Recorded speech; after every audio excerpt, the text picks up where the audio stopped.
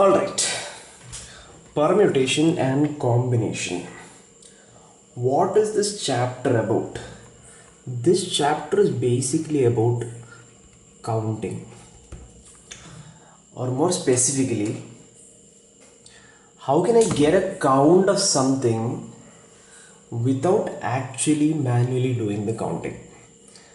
Right? Is there a logical approach to it? I'll give an example question.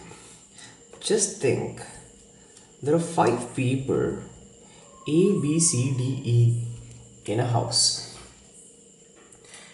and 2 people have to go out and collect their lunch.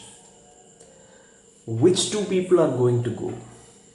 How many ways can you select the 2 people who are going to go and collect the lunch?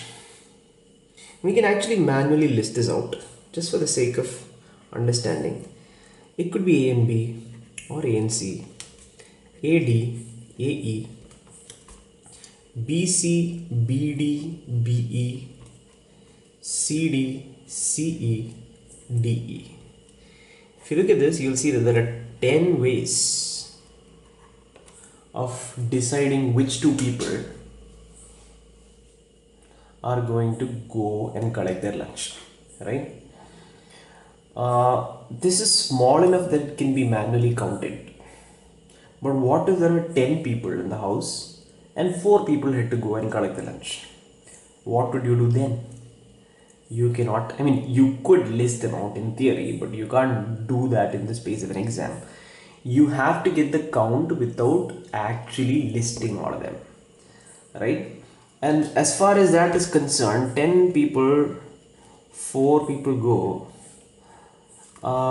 you actually have, I think, 210 ways of selecting the 4 people, and you can't list this out, right? So then you have to depend on a function for selecting, right? What we're doing here is we are selecting 4 people from 10 people, right? So selection is done using a function called combination, which we denote by the letter C, and what we write is NCR as a general case, NCR, which means selecting R items from N items. In this example, it will be selecting 4 people from the 10 people. And the formula for NCR is N factorial divided by N minus R factorial, R factorial. This is just the formula for this. You don't actually have to do it this way. So for example, if I wanna evaluate 10C4, which is the number of ways of selecting 4 people from the 10 people, while this is the formula, what you actually have to do is very simple. Starting from 10, go downwards and list 4 numbers. Denominator starting from 1, go upwards and list 4 numbers. Product. This is all you have to do to find 10C4. You'll cut out the common terms. You'll be left with 10 into 3 into 7, 210. That is how you get the count without actually listing all of the cases. Back to the original question. You have to select 2 people from the 5 people, that's 5C2, which would be write 2 numbers starting from 5, write 2 numbers starting from 1, cut, and you will get 10. There are 10 ways of selecting 2 people from the 5 people. For selections, we do combination. Right. Now, let's look at the original question, but modify it a little bit. What if I said that the 10 people, so 5 people are there, right? A, B, C, D are there. 2 of them have to go and collect their lunch. They go in a bike. There's only one bike. Somebody has to sit in front, somebody has to sit behind. How many ways can this be done? Would be a different question, because it also matters where you sit on the bike, right? So if A, B denotes A sitting in front and B sitting behind, then BA would denote B sitting in front and A sitting behind. In this case, if you actually list it out, you'll see, just like last time, AB, AC, AD, AE, BC, BD, BE, C, D, C, E, D, E. But you also have the same things flipped. C, A, D, A, E, A. C, B, D, B, E, B, D, C, E, C, and E, D.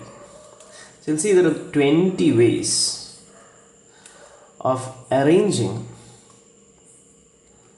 20 arrangements actually.